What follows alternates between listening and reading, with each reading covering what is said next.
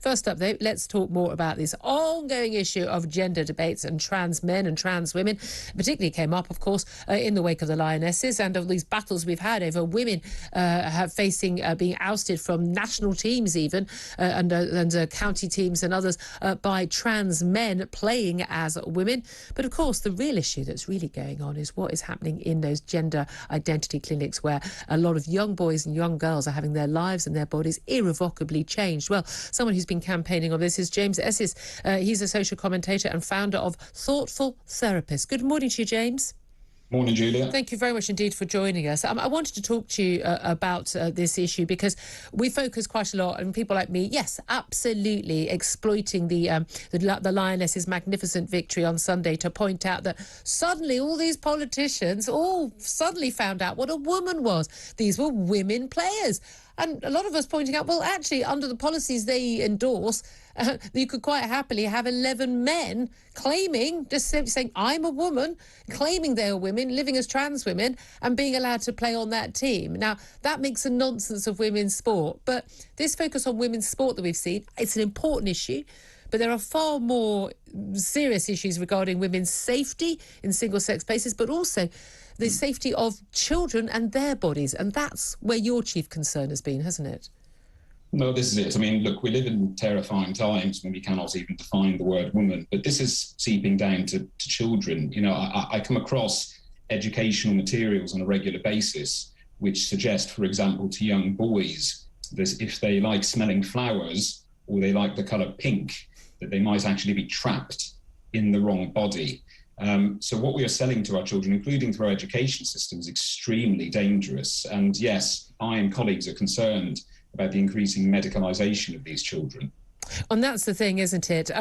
So much of this trans debate is weirdly based on these incredibly sort of like 1950s ideas about what a female is. I mean, when my daughter, when she was 1 or 2 years old, and she'd be playing with trucks or with a football or a toy car, I didn't think, oh, it turns out she's a boy or maybe she's gay. I just thought, my daughter's playing with the toys that are in front of her. Different kids have different preferences. A boy might want to play with a doll.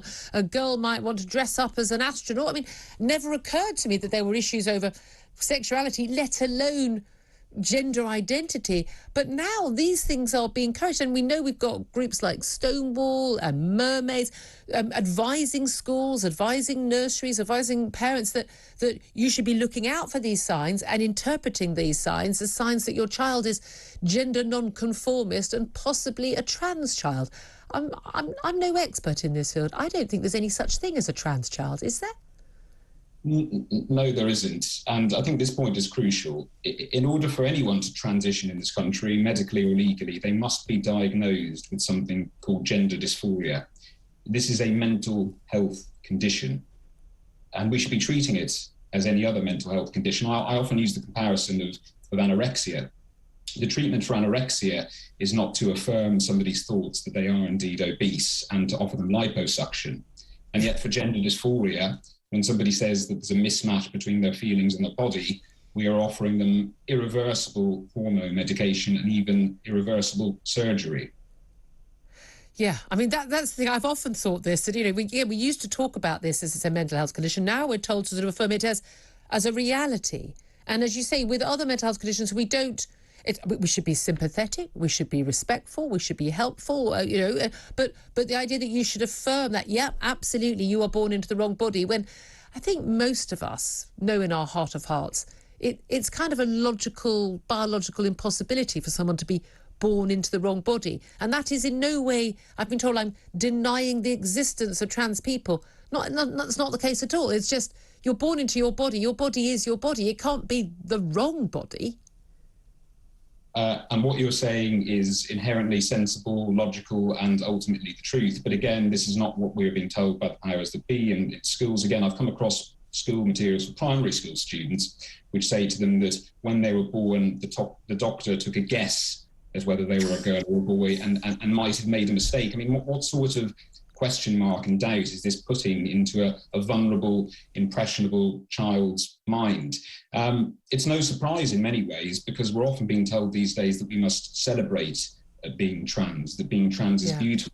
And I think of all of those children out there who unfortunately have never been celebrated in their lives before, and how lovely it might be for them finally to have some positive affirmation and attention. But to me, this is subtly coercive of our children. And it does seem to me, it's often the case that it is mothers who are affirming a lot of this. A lot of people use this phrase sort of Munchausen's by proxy or Transhausen by proxy, that this is the big solution. You've got a child that's unhappy, maybe suffering from other mental health issues. We know autism is a huge factor, particularly for girls that are wanting to transition, and that, you know, this is the one-stop solution, which is your child is trans. But we know that this is, you know, this isn't something you can go, oh, well, we tried that, but it's not the answer. Once you start on puberty blockers, once you start down that road, that's kind of it. You may not go ahead with gender surgery or anything like that, but we're talking about children who are told to, girls binding their breasts, even having their breasts cut off. I mean, repulsive treatments. And we're talking about people being given drugs that would stop them developing their bodies and stop them ever having any sexual pleasure, ever being able to have a child.